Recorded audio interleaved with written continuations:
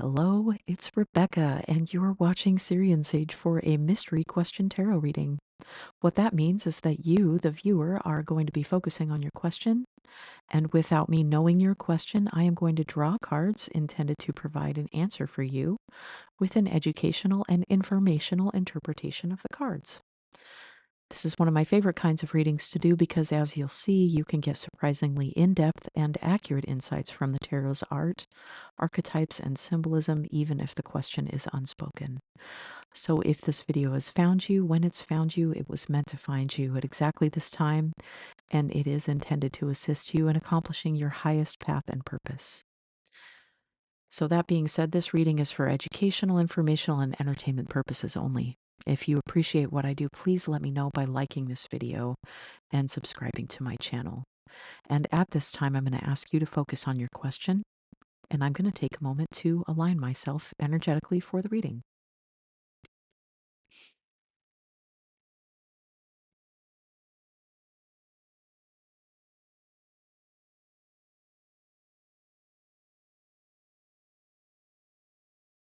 Okay.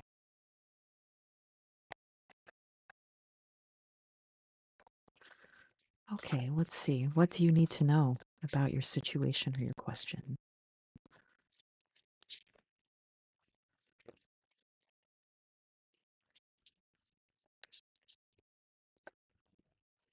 Okay. Oh, that was exciting. Oh, that's even more exciting. Okay, we have the Ace of Swords to start off with. This is the situation. There's an idea that you're thinking of. Maybe you have a new idea about something and you want to test it out with this reading right now. What's the next one? I'm going to maybe pull about 6 cards overall. We'll start with the first 3. That one wants to come out. That one, we will call that number 2, the path forward or the guidance in the situation. We have the Queen of Pentacles there.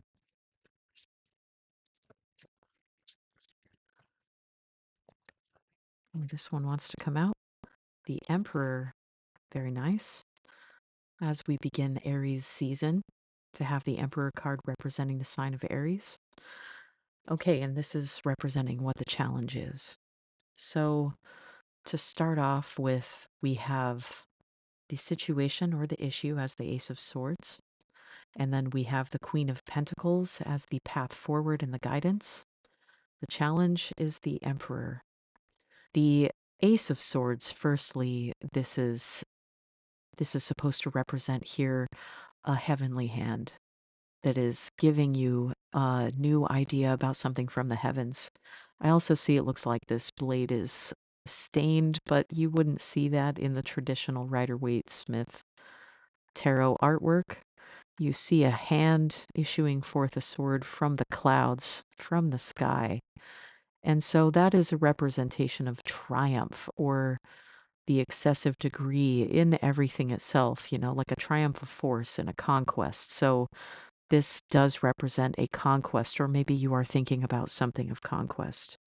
And this represents a great force. It's, the crown is usually seated on top of this, and that usually carries a much deeper significance when you see that one in a reading. Kind of like I tend to relate this to heavy is the crown that bears the knowledge of whatever this knowledge is about, whatever this idea is about. It's a powerful idea. So that's the situation or the issue. That's how I would interpret that. The path forward and the guidance as the Queen of Pentacles. The Queen of Pentacles represents the watery aspect of the suit of earth. The Queen of Pentacles is a practical woman, and she represents this idea of opulence. She may actually literally be representing a person, or that you are to look for guidance from this character, from the Queen of Pentacles. Sometimes, if your path forward and your guidance and your advice shows a person, it may be a reference to a person that you need to be having a conversation with. This is a woman who is well taken care of materially, financially, and she has a sense of security about her and also the freedom that comes with that when you don't have to worry about the price tag of things. That's this kind of woman. She doesn't worry about the number on the price tag before she puts something in the shopping cart. She's also a generous woman. So talk to her. That's what your advice is. If this idea that you're dealing with, you're not really sure how to deal with that, talk to the Queen of Pentacles that you know. Also, the Queen of Pentacles may represent a relative who is wealthy, or she may also be like a quote unquote dark woman, like she has dark hair, or maybe she has a dark complexion. But that's just according to the more traditional meanings of what the Queen of Pentacles represents. Now, anyway, let's move on. The Emperor. The Emperor is card number 4 of the numbered cards in the Major Arcana.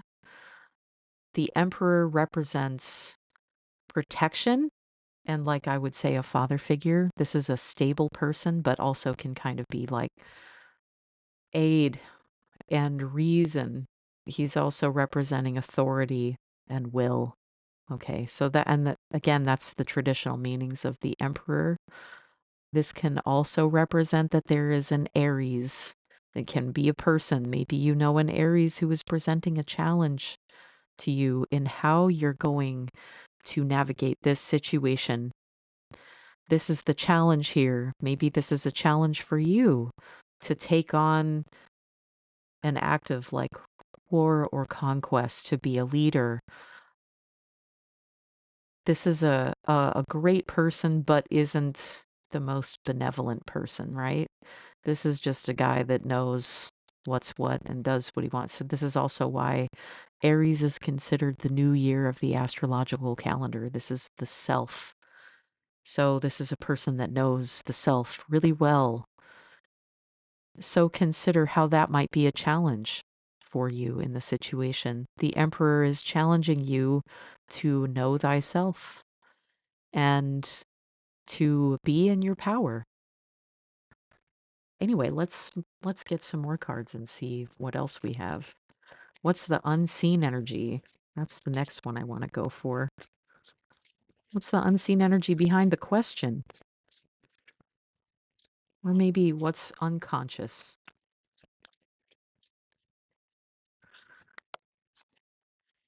Okay, the unconscious or the unseen energy is the Four of Pentacles.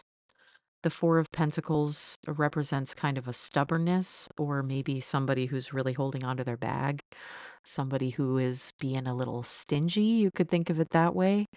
But to get more into like the brass tacks of like what this represents is being sure of what you have. In the old book, it says cleaving to that which one has, right? It's It can represent a legacy, inheritance, or a gift of some kind, but it's still somebody who's really holding on to things. They're not frittering away their resources. So think about your physical material resources and how you are conservative with those. Maybe this is about frugality.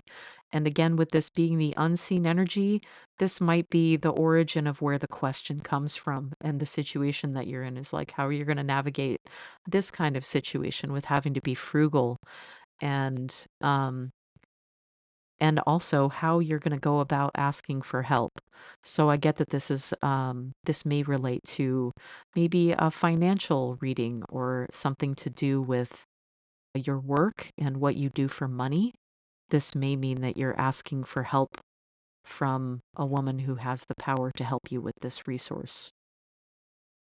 Okay, so let's look towards the outcome and the overall theme of the issue and maybe the question itself. So the 9 of swords. The 9 of swords, this is not a happy card. This represents somebody waking up from a nightmare. It represents a disappointment about something, or maybe that you have intense anxiety about something. This relates to what you're ultimately dealing with. The 9 of swords is a delay of something or a disappointment about something. It can also tell you that you should ask for help from a close mentor, advisor, maybe a spiritual counselor or a therapist or something like that. Let's look at the overall theme and the vibe of the issue.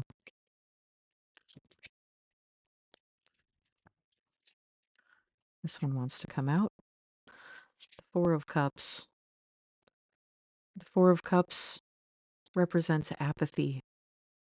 It's not being grateful for what you have.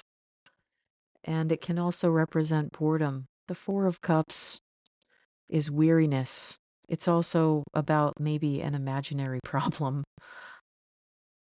Maybe that you're worried that you have to have an answer to this question because whatever you have in front of you has kind of been squandered or wasted.